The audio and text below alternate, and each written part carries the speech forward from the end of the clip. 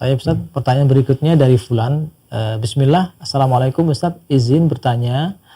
Tahun lalu saat bulan Ramadan, saat saya belum menikah dan masih ada hutang puasa Ustaz.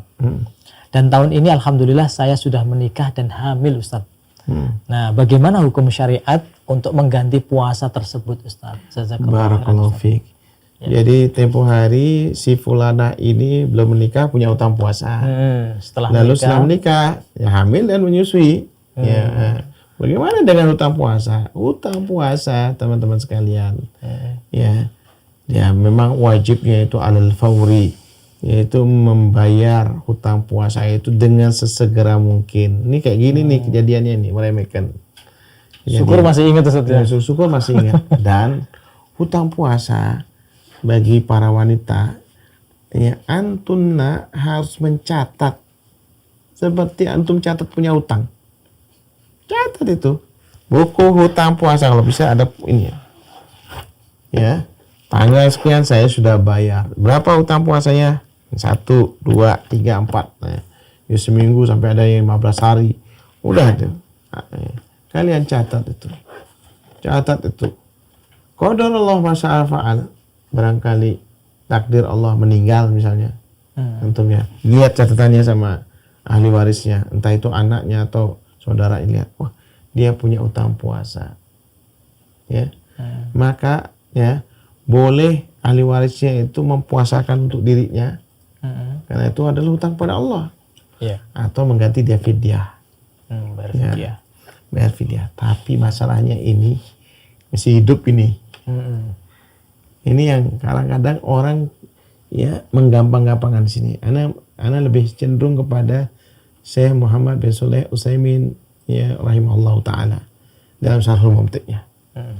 Beliau mengatakan yang dikatakan ya faman kana minkum maridun aw ala safarin fa iddatun min ayyamin ukhra, ya siapa yang sakit kemudian siapa yang safar diganti di tempat yang lain. Nah, terus kemudian dalam ayat ini wa 'alal ladzina yutiqunahu fidyatun ta'amu miskin.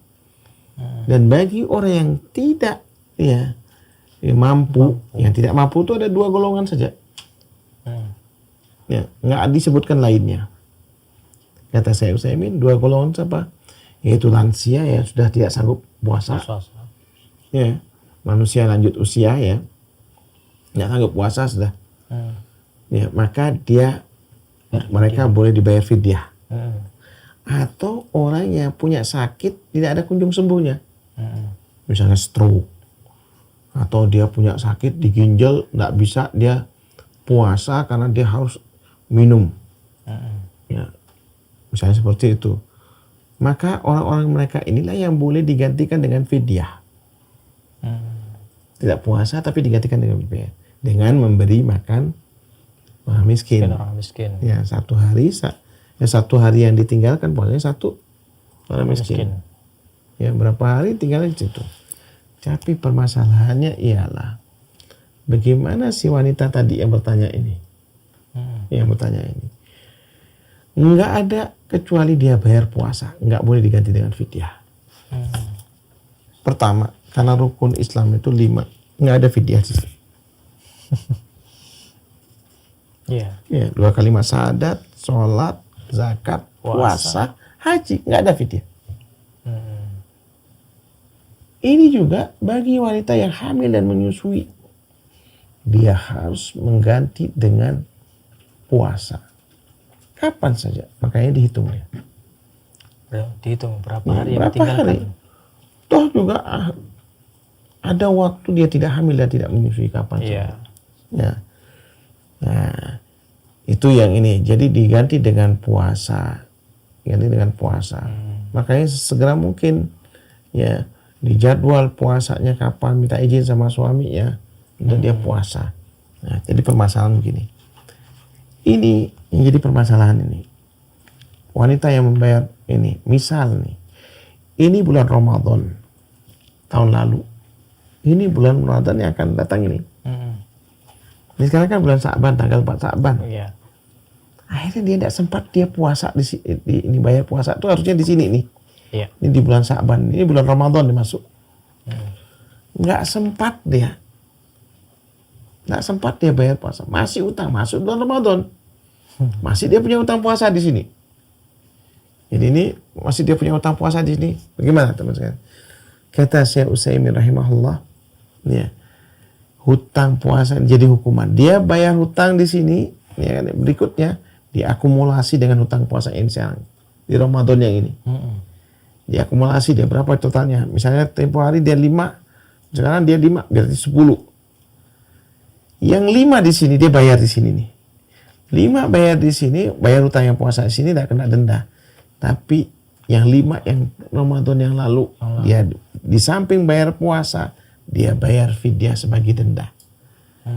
Ya, kenapa? Karena dia menggampangkan, ya, hutang kepada Allah Subhanahu wa taala. Itu pendapat Syekh Utsaimin. Walaupun beliau ijtihad di situ ini. Ya, jadi wanita hamil dan menyusui tidak ada alasan kecuali dia bayar puasa. Mengganti puasa ya. Puasa. Memang ulama yang lain mengganti murdi itu bisa dengan diganti dengan fidyah. Hanya di mana ada kewajiban puasa dia. Puasa dia diganti fidyah.